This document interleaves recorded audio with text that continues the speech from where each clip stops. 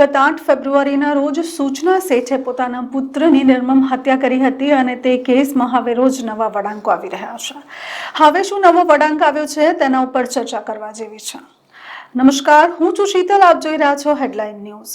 સૂચના શેઠ જેને પોતાના બાળકની હત્યા કરી અને સૂટકેસમાં તેની બોડીને લઈને બેંગ્લોર તરફ પાછી વળી રહી હતી અને રસ્તામાં ચિત્રદુર્ગાની પાસે કેબ ડ્રાઈવરે તેને પકડી અને પોલીસના હવાલે કરી હતી. તે કેસમાં હવે રોજ નવા વળાંકો આવી રહ્યા છે.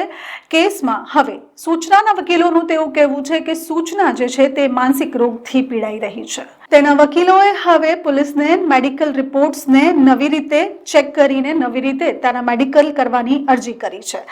કહેવામાં આવે તો મેન્ટલ અસેસમેન્ટના જે રિપોર્ટ ગોવા તરફથી કરવામાં આવ્યા હતા તે બધા જ રિપોર્ટને ફરીથી ખંગાલવામાં આવે અને ફરીથી તેને રિપોર્ટ્સ કરવામાં આવે તેવી માંગ સૂચનાના વકીલ દ્વારા કરવામાં આવી છે. તેના વકીલોનું કહેવું છે કે તેના પતિ સાથે ચાલી રહેલા ડિવોર્સ કેસને કારણે સૂચનાની માનસિક સ્થિતિ જે છે તે સારી નથી અને તેને સિઝોફ્રેનિયા નામની એક બીમારી છે. આ બીમારીમાં માણસ કાલ્પનિક દુનિયામાં જીવતું હોય છે અને તે દુનિયાથી કટ થઈ જાય છે.